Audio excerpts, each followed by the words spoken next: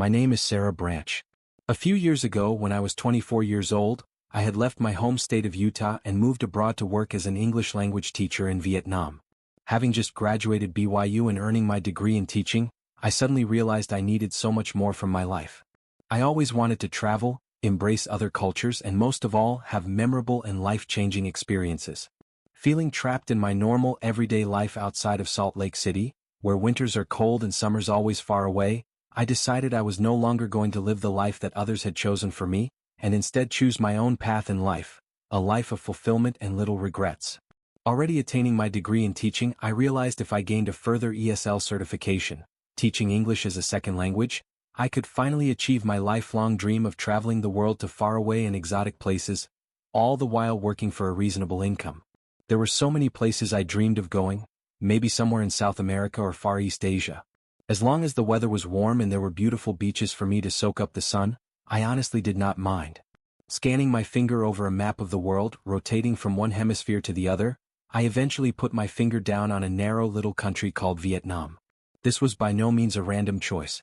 I had always wanted to travel to Vietnam because I'm actually 1/4 Vietnamese. Not that you can tell or anything, my hair is brown and my skin is rather fair. But I figured if I wanted to go where the sun was always shining, and there was an endless supply of tropical beaches, Vietnam would be the perfect destination. Furthermore, I'd finally get the chance to explore my heritage. Fortunately enough for me, it turned out Vietnam had a huge demand for English language teachers. They did prefer it if you were teaching in the country already, but after a few online interviews and some visa complications later, I packed up my things in Utah and moved across the world to the land of the Blue Dragon. I was relocated to a beautiful beach town in central Vietnam, right along the coast of the South China Sea. English teachers don't really get to choose where in the country they end up, but if I did have that option, I could not have picked a more perfect place. Because of the horrific turn this story will take, I can't say where exactly it was in central Vietnam I lived, or even the name of the beach town I resided in, just because I don't want anyone to get the wrong idea. This part of Vietnam is a truly beautiful place and I don't want to discourage anyone from going there. So, for the continuation of this story, I'm just going to refer to where I was as Central Vietnam, and as for the beach town where I made my living, I'm going to give it the pseudonym Bien Hoa Hen, which in Vietnamese roughly, but rather fittingly translates to Sea of Promise. Bien Hoa Hen truly was the most perfect destination. It was a modest-sized coastal town, nestled inside of a tropical bay, with the whitest sands and clearest blue waters you could possibly dream of. The town itself is also spectacular. Most of the houses and buildings are painted a vibrant sunny yellow, not only to look more inviting to tourists, but so to reflect the sun during the hottest months. For this reason, I originally wanted to give the town the nickname Tran Mau Vang, Yellow Town, but I quickly realized how insensitive that pseudonym would have been. So, Sea of Promise it is. Alongside its bright, sunny buildings, Bien Hoa Hen has the most stunning Oriental and French colonial architecture, interspersed with many quality restaurants and coffee shops. The local cuisine is to die for. Not only is it healthy and delicious, but it's also surprisingly cheap, like we're only talking 90 cents. You wouldn't believe how many different flavors of coffee Vietnam has. I mean, I went a whole 24 years without even trying coffee, and since I've been here, I must have tried around 24 flavors. Another whimsy little aspect of this town is the many multicolored little plastic chairs that are dispersed everywhere. So whether it was dining on the local cuisine or trying my 22nd flavor of coffee, I would always find one of these chairs, a different color every time, sit down in the shade and just watch the world go by. I haven't even mentioned how much I loved my teaching job. My classes were the most adorable 7 and 8-year-olds and my colleagues were so nice and welcoming. They never called me by my first name. Instead my colleagues would always say, Chow Em, or Chow Em Guy, which basically means, hello little sister.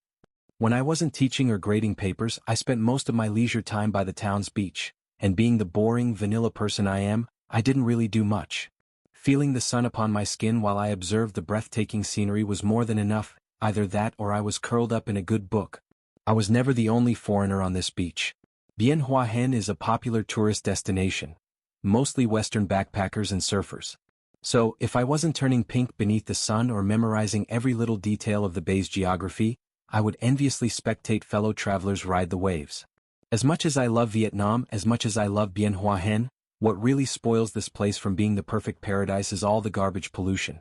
I mean, it's just everywhere. There is garbage in the town, on the beach and even in the ocean. and if it isn't the garbage that spoils everything, it certainly is all the rats, cockroaches and other vermin brought with it. Bien Hawaiian is such a unique place and it honestly makes me so mad that no one does anything about it. Nevertheless, I still love it here. It will always be a paradise to me, and if America was the promised land for Lehi and his descendants, then this was going to be my promised land. I had now been living in Bien Hawaiian for 4 months, and although I had only 3 months left in my teaching contract, I still planned on staying in Vietnam, even if that meant leaving this region I'd fallen in love with and relocating to another part of the country. Since I was going to stay, I decided I really needed to learn Vietnamese, as you'd be surprised how few people there are in Vietnam who can speak any to no English.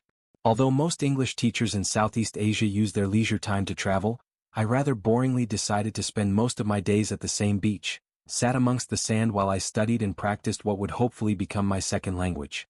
On one of those days, I must have been completely occupied in my own world because when I look up, I suddenly see someone standing over, talking down to me. I take off my headphones and shading the sun from my eyes, I see a tall, late 20-something tourist, wearing only swim shorts and cradling a surfboard beneath his arm. Having come in from the surf, he thought I said something to him as he passed by, where I then told him I was speaking Vietnamese to myself, and didn't realize anyone could hear me. We both had a good laugh about it and the guy introduces himself as Tyler. Like me, Tyler was American and unsurprisingly he was from California. He came to Vietnam for no other reason than to surf. Like I said, Tyler was this tall, very tan guy, like he was the tannest guy I had ever seen. He had all these different tattoos he acquired from his travels, and long brown hair, which he regularly wore in a man bun. When I first saw him standing there, I was taken back a little because I almost mistook him as Jesus Christ. That's what he looked like. Tyler asks what I'm doing in Vietnam and later in the conversation, he invites me to have a drink with him and his surfer buddies at the beach town bar. I was a little hesitant to say yes only because I don't really drink alcohol, but Tyler seemed like a nice guy and so I agreed. Later that day, I meet Tyler at the bar and he introduces me to his 3 surfer friends. The first of Tyler's friends was Chris, who he knew from back home. Chris was kinda loud and a little obnoxious, but I suppose he was also funny. The other 2 friends were Brody and Haley, a couple from New Zealand. Tyler and Chris met them while surfing in Australia, and ever since, the 4 of them have been traveling or more accurately, surfing the world together. Over a few drinks, we all get to know each other a little better and I told them what it's like to teach English in Vietnam. Curious as to how they're able to travel so much, I asked them what they all do for a living. Tyler says they work as vloggers, bloggers and general content creators, all the while traveling to a different country every other month. You wouldn't believe the number of places they've been to: Hawaii, Costa Rica, Sri Lanka, Bali, everywhere. They didn't see the value of staying in just one place and working a menial job, when they could be living their best lives, all the while being their own bosses. It did make a lot of sense to me and was not that unsimilar to my reasoning for being in Vietnam. The 4 of them were only going to be in Bien Hawaiian for a couple more days, but when I told them I hadn't yet explored the rest of the country, they insisted that I tag along with them. I did come to Vietnam to travel, not just stay in one place. The only problem was I didn't have anyone to do it with. But I guess now I did. They even invited me to go surfing with them the next day. Having never surfed a day in my life, I very nearly declined the offer, but coming all this way from cold and boring Utah, I knew I had to embrace new and exciting opportunities whenever they arrived. By early next morning and pushing through my first hangover, I had officially surfed my first ever wave. I was a little afraid I'd embarrass myself, especially in front of Tyler, but after a few trials and errors I thankfully gained the hang of it. Even though I was a newbie at surfing, I could not have been that bad because as soon as I surfed my first successful wave, Chris would not stop calling me Johnny Utah. Not that I knew what that meant. If I wasn't embarrassing myself on a board, I definitely was in my ignorance of the guy's casual movie quotes. For instance, whenever someone yelled out, "Charlie, don't surf," all I could think was, who the heck is Charlie? By that afternoon we were all back at the bar and I got to spend some girl time with Haley. She was so kind to me and seemed to take a genuine interest in my life, or maybe she was just grateful not to be the only girl in the group anymore.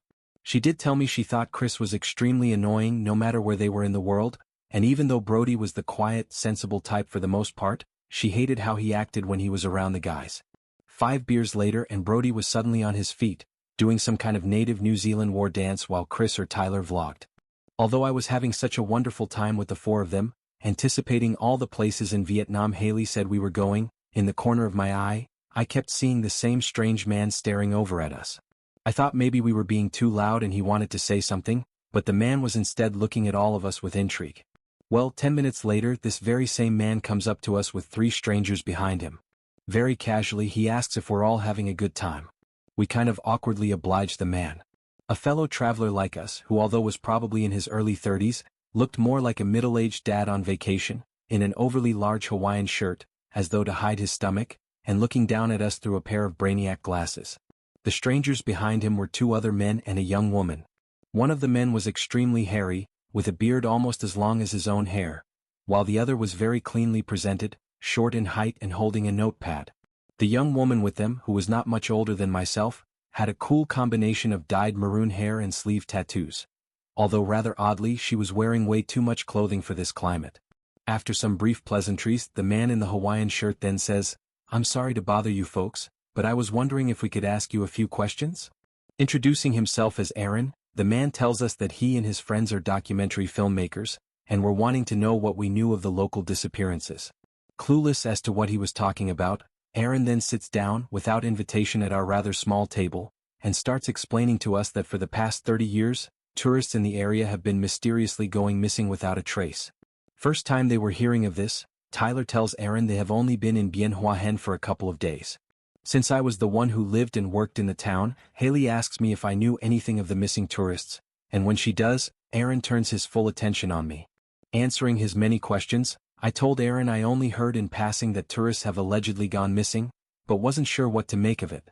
But while I'm telling him this, I notice the short guy behind him is writing everything I say down, word for word, before Aaron then asks me with desperation in his voice, "Well, have you at least heard of the local legends?" Suddenly gaining an interest in what Aaron's telling us, Tyler, Chris and Brody drunkenly inquire, "Legends? What local legends?" Taking another sip from his light beer, Aaron tells us that according to these legends, there are creatures lurking deep within the jungles and cave systems of the region, and for centuries local farmers or fishermen have only seen glimpses of them. Feeling as though we're being told a scary bedtime story, Chris rather excitedly asks, "Well, what do these creatures look like?" Aaron says the legends abbreviate and there are many claims to their appearance, but that they're always described as being humanoid.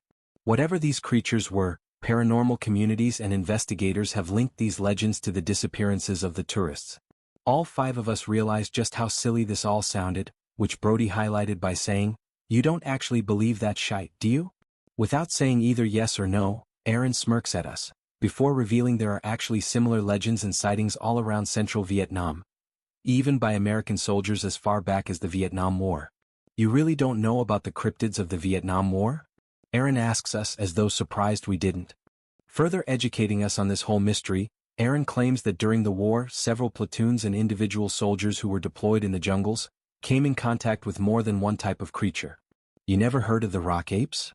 The devil creatures of Quang Binh? The big yellows? If you were like us and never heard of these creatures either, apparently what the American soldiers encountered in the jungles was a group of small Bigfoot-like creatures that liked to throw rocks and some sort of lizard people that glowed a luminous yellow and lived deep within the cave systems. Feeling somewhat ridiculous just listening to this, Tyler rather mockingly comments, "So, you're saying you believe the reason for all the tourists going missing is because of Vietnamese Bigfoot and lizard people?" Aaron and his friends must have received this ridicule a lot, because rather than being insulted, they looked somewhat amused. "Well, that's why we're here," he says. "We're paranormal investigators and filmmakers. And as far as we know, no one has tried to solve the mystery of the Vietnam Triangle. We're in Bien Hoa Hen to interview locals on what they know of the disappearances, and we'll follow any leads from there." Although I thought this all to be a little kooky, I tried to show a little respect and interest in what these guys did for a living, but not Tyler, Chris or Brody. They were clearly trying to have fun at Aaron's expense. So what did the locals say? Is there a Vietnamese Loch Ness monster we haven't heard of? Like I said, Aaron was well acquainted with this kind of ridicule, because rather spontaneously he replies, "Glad you asked," before gulping down the rest of his low-carb beer. According to a group of fishermen we interviewed yesterday, there's an unmapped trail that runs through the nearby jungles. Apparently no one knows where this trail leads to, not even the locals do. And anyone who tries to find out for themselves are never seen or heard from again. As amusing as we found these legends of ape creatures and lizard men, hearing there was a secret trail somewhere in the nearby jungles, where tourists are said to vanish, even if this was just a local legend, it was enough to unsettle all of us. Maybe there weren't creatures abducting tourists in the jungles, but on an unmarked wilderness trail, anyone not familiar with the terrain could easily lose their way. Neither Tyler, Chris, Brody or Haley had a comment for this. After all, they were fellow travelers. As fun as their lifestyle was, they knew the dangers of venturing the more untamed corners of the world.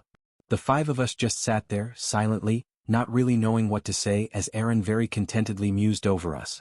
We're actually heading out tomorrow in search of the trail. We have directions and everything. Aaron then pauses on us, before he says, if you guys don't have any plans, why don't you come along? After all, what's the point of traveling if there ain't a little danger involved? Expecting someone in the group to tell him we already had plans, Tyler, Chris and Brody share a look to one another, and to mine and Haley's surprise, they then agreed. Haley obviously protested. She didn't want to go gallivanting around the jungle where tourists supposedly vanished. Oh, come on, Hale. It'll be fun. Sarah? You'll come, won't you? Yeah. Johnny Utah wants to come, right? Haley stared at me, clearly desperate for me to take her side. I then glanced around the table to see so too was everyone else. Neither wanting to take sides or accept the invitation, all I could say was that I didn't know what I wanted to do. Although Haley and the guys were divided on whether or not to accompany Aaron's expedition, it was ultimately left to a majority vote. And being too sheepish to protest, it now appeared our plans of traveling the country had changed to exploring the jungles of central Vietnam. Even though I really didn't want to go on this expedition, it could have been dangerous after all. I then reminded myself why I came to Vietnam in the first place. To have memorable and life-changing experiences. And I wasn't going to have any of that if I just said no when the opportunity arrived. Besides, tourists may well have gone missing in the region, but the supposed legends of jungle-dwelling creatures were probably nothing more than just stories. I spent my whole life believing in stories that turned out not to be true, and I wasn't going to let that continue now. Later that night, while Brody and Haley spent some alone time, and Chris was with Aaron's friends, smoking you know what, Tyler invited me for a walk on the beach under the moonlight. Strolling barefoot along the beach, trying not to step on any garbage, Tyler asks me if I'm really okay with tomorrow's plans, and that I shouldn't feel peer-pressured into doing anything I didn't really want to do. I told him I was okay with it and that it should be fun. Don't worry, he said, I'll keep an eye on you. I'm a little embarrassed to admit this, but I kinda had a crush on Tyler. He was tall, handsome and adventurous. If anything, he was the sort of person I wanted to be, traveling the world and meeting all kinds of people from all kinds of places. I was a little worried he'd find me boring, a small city girl whose only other travel story was a premature mission to Florida. Well, soon enough I was going to have a whole new travel story. This travel story. We get up early the next morning and meeting Aaron with his documentary crew, we each take separate taxis out of Bien Hoa Hen. Following the cab in front of us, we weren't even sure where we were going exactly. Curving along a highway which cuts through a dense valley, Aaron's taxi suddenly pulls up on the curve, where he and his team jump out to the beeping of angry motorcycle drivers. Flagging our taxi down, Aaron tells us that according to his directions, we have to cut through the valley here and head into the jungle. Although we didn't really know what was going to happen on this trip, we were just along for the ride after all. Aaron's plan was to hike through the jungle to find the mysterious trail, document whatever they could, and then move on to a group of cave systems where these creatures were supposed to lurk. Reaching our way down the slope of the valley, we follow along a narrow stream which acted as our temporary trail. Although this was Aaron's expedition, as soon as we start our hike through the jungle, Chris rather mockingly calls out, "All right everyone. Keep a lookout for lizard people, Bigfoot and Charlie," where again I thought to myself, who the heck is Charlie? It was a fun little adventure. Exploring through the trees, hearing all kinds of birds and insect life. One big problem with Vietnam is there are always mosquitoes everywhere, and surprise surprise, the jungle was no different. I still had a hard time getting acquainted with the Vietnamese heat, but luckily the hottest days of the year had come and gone. It was a rather cloudy day, but I figured if I got too hot in the jungle, I could potentially look forward to some much-welcomed rain. Although I was very much enjoying myself, even with the heat and biting critters, Aaron's crew insisted on stopping every 10 minutes to document our journey. This was their expedition after all, so I guess we couldn't complain. I got to know Aaron's colleagues a little better. The two guys were Steve, the hairy guy, and Miles, the cameraman. They were nice enough guys, I guess, but what was kind of annoying was Miles would occasionally film me and the group, even though we weren't supposed to be in the documentary. The maroon-haired girl of their group was Sophie. The two of us got along really great and we talked about what it was like for each of us back home. Sophie was actually raised in the Appalachians in a family of all boys, and already knew how to use a firearm by the time she was 10. Even though we were completely different people, I really cared for her because like me, she clearly didn't have the easiest of upbringings, as I noticed under her tattoos were a number of scars. A creepy little quirk she had was whenever we heard an unusual noise, she would rather casually say the same thing. If you see something, no you didn't. If you hear something, no you didn't. We had been hiking through the jungle for a few hours now, and there was still no sign of the mysterious trail. Aaron did say all we needed to do was continue heading northwest and we would eventually stumble upon it. But it was by now that our group were beginning to complain, as it appeared we were making our way through just a regular jungle that wasn't even unique enough to be put on a tourist map. What were we doing here? Why weren't we on our way to Hue City or Halong Bay? These were the questions our group were beginning to ask, and although I didn't say it out loud, it was now what I was asking. But as it turned out, we were wrong to complain so quickly. Because less than an hour later, ready to give up and turn around, we finally discovered something. In the middle of the jungle, cutting through a dispersal of sparse trees, was a very thin and narrow outline of sorts. It was some kind of pathway. The trail. We had found it. Covered in thick vegetation, our group had almost walked completely by it. And if it wasn't for Haley stopping to tie her shoelaces, we may still have been searching. Clearly no one had walked this pathway for a very long time, and for what reason we did not know. But we did it. We had found the trail, and all we needed to do now was follow wherever it led us. I'm not even sure who was the happier to have found the trail, Aaron and his colleagues who reacted as though they made an archaeological discovery, or us, just relieved this entire day was not for nothing. Anxious to continue along the trail before it got dark, we still had to wait patiently for Aaron's team. But because they were so busy filming their documentary, it quickly became too late in the day to continue. The sun in Vietnam usually sets around 6 p.m., but in the interior of the forest, it sets a lot sooner. Making camp that night, we all pitched our separate tents.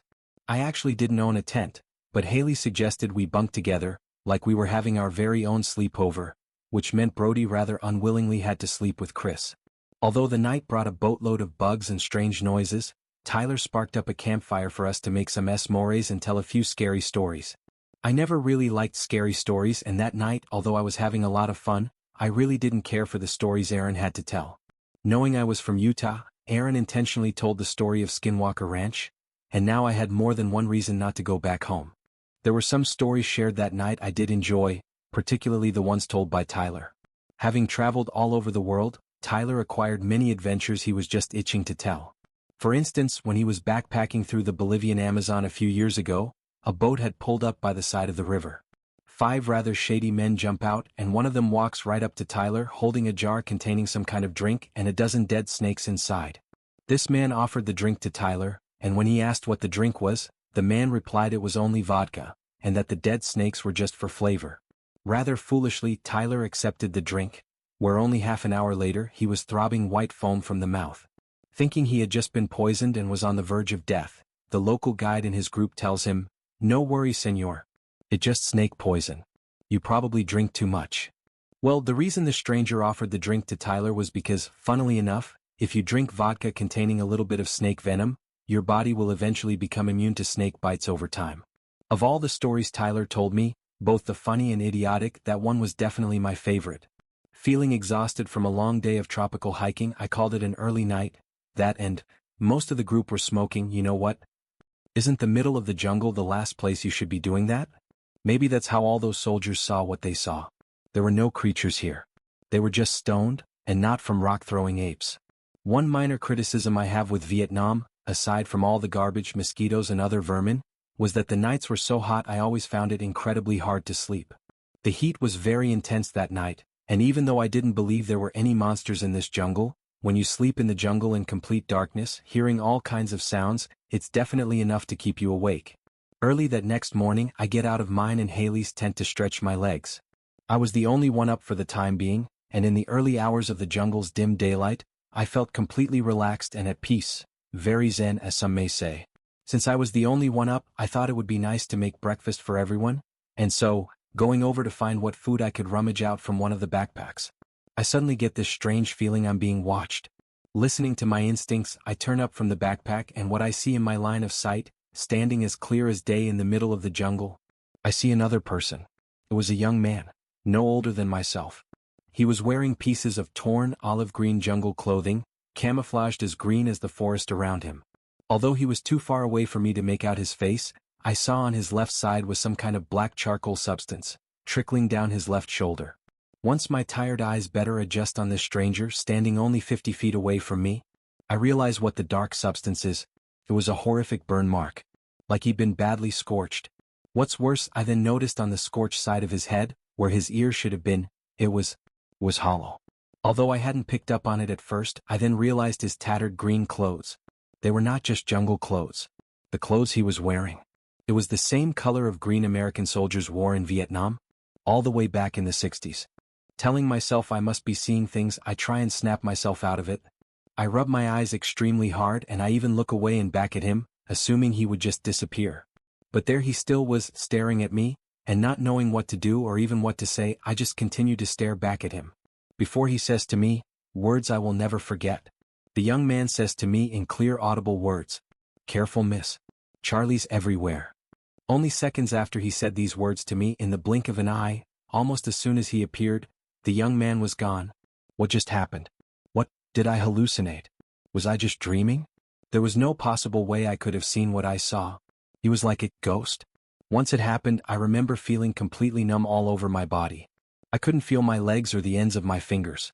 I felt like I wanted to cry. But not because I was scared, but because I suddenly felt sad, and I didn't really know why. For the last few years, I learned not to believe something unless you see it with your own eyes. But I didn't even know what it was I saw. Although my first instinct was to tell someone once the others were out of their tents, I chose to keep what happened to myself. I just didn't want to face the ridicule, for the others to look at me like I was insane. I didn't even tell Aaron or Sophie, and they believed every fairy tale under the sun. But I think everyone knew something was up with me. I was shaking. I couldn't even finish my breakfast. Haley said I looked extremely pale and wondered if I was sick. Although I was in good health, physically anyway, Haley and the others were worried. I really mustn't have looked good because, fearing I may have contracted something from a mosquito bite, they were willing to ditch the expedition and take me back to Bien Hua. Touched by how much they were looking out for me, I insisted I was fine and that it wasn't anything more than a stomach bug. After breakfast that morning, we pack up our tents and continue to follow along the trail. Everything was the usual as the day before. We kept following the trail and occasionally stopped to document and film. Even though I convinced myself that what I saw must have been a hallucination, I could not stop replaying the words in my head. "Careful, miss. Charlie's everywhere." There it was again. Charlie? Who is Charlie? Feeling like I needed to know, I asked Chris what he meant by, "Keep a lookout for Charlie?" Chris said in the Vietnam War movies he'd watched, that's what the American soldiers always called the enemy. What if I wasn't hallucinating after all? Maybe what I saw really was a ghost. The ghost of an American soldier who died in the war, and believing the enemy was still lurking in the jungle somewhere, he was trying to warn me. But what if he wasn't? What if tourists really were vanishing here, and there was some truth to the legends? What if it wasn't Charlie the young man was warning me of?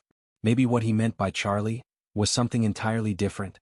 Even as I contemplated all this, there was still a part of me that chose not to believe it, that somehow the jungle was playing tricks on me. I had always been a superstitious person. That's what happens when you grow up in the church. But why was it so hard for me to believe I saw a ghost? I finally had evidence of the supernatural right in front of me, and I was choosing not to believe it. What was it Sophie said? If you see something. No, you didn't. If you hear something. No, you didn't. Even so, the event that morning was still enough to spook me. Spook me enough that I was willing to heed the figment of my imagination's warning. Keeping in mind that tourists may well have gone missing here, I made sure to stay directly on the trail at all times. As though if I wandered out into the forest, I would be taken in an instant. What didn't help with this anxiety was that Tyler, Chris and Brody, quickly becoming bored of all the stopping and starting, suddenly pull out a football and start throwing it around amongst the jungle, zigzagging through the trees as though the trees were linebackers. They asked me and Haley to play with them, but with the words of caution, given to me that morning still fresh in my mind, I politely declined the offer and remained firmly on the trail. Although I still wasn't over what happened, constantly replaying the words like a broken record in my head, thankfully, it seemed as though for the rest of the day, nothing remotely as exciting was going to happen. But unfortunately, or more tragically, something did. By mid-afternoon, we had made progress further along the trail. The heat during the day was intense, but luckily by now, the skies above had blessed us with momentous rain. Seeping through the trees, we were spared from being soaked, and instead given a light shower to keep us cool. Yet again, Aaron and his crew stopped to film, and while they did, Tyler brought out the very same football and the three guys were back to playing their games. I cannot tell you how many times someone hurled the ball through the forest only to hit a tree linebacker, whereafter they had to go forage for the it amongst the tropic floor. Now finding a clearing off trail in which to play, Chris runs far ahead in anticipation of receiving the ball. I can still remember him shouting, "Brody, hit me up. Hit me." Brody hurls the ball long and hard in Chris' direction and facing the ball, all the while running further along the clearing. Chris stretches, catches the ball and he just vanishes. 1 minute he was there, then the other he was gone. Tyler and Brody call out to him, but Chris doesn't answer. Me and Haley leave the trail towards them to see what's happened, when suddenly we hear Tyler scream, "Chris." The sound of that initial scream still haunts me because when we catch up to Brody and Tyler standing over something down in the clearing, we realize what has happened. What Tyler and Brody were standing over was a hole. A 6 feet deep hole in the ground, and in that hole was Chris. But we didn't just find Chris trapped inside of the hole because it wasn't just a hole. It wasn't just a trap. It was a death trap. Chris was dead. In the hole with him was what had to be at least a dozen long and sharp rust-eaten metal spikes. We didn't even know if he was still alive at first because he had landed face down on the spikes.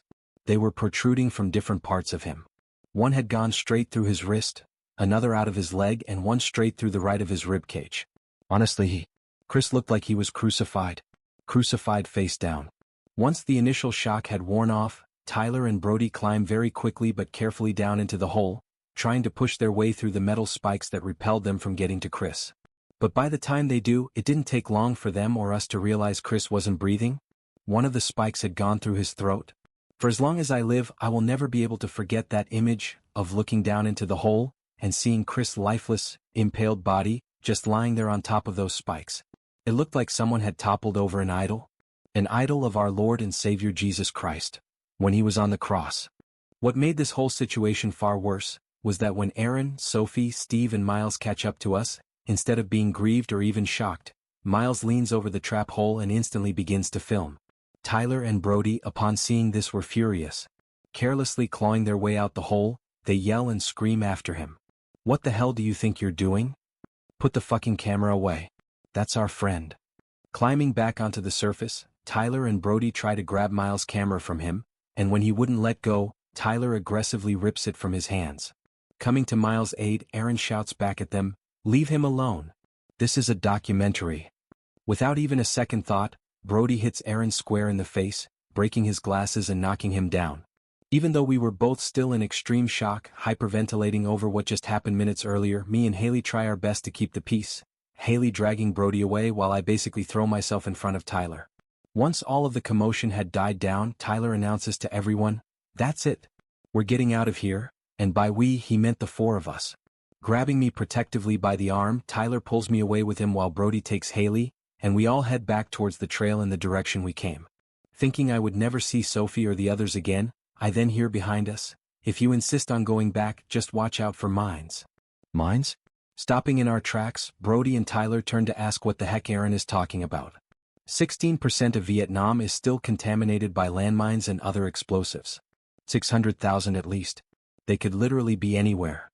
Even with a potentially broken nose, Aaron could not help himself when it came to educating and patronizing others. "And you're only telling us this now?" said Tyler. "We're in the middle of the fucking jungle. Why the hell didn't you say something before? Would you have come with us if we did? Besides, who comes to Vietnam and doesn't fact-check all the dangers? I thought you were travelers." It goes without saying, but we headed back without them.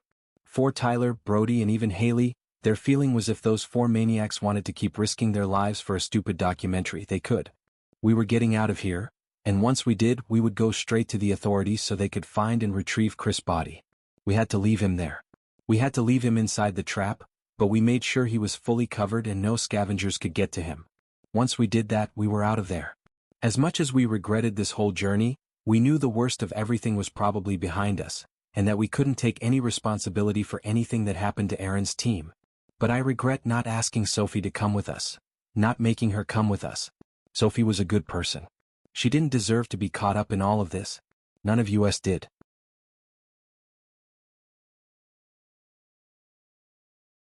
Hurriedly making our way back along the trail, I couldn't help but put the pieces together.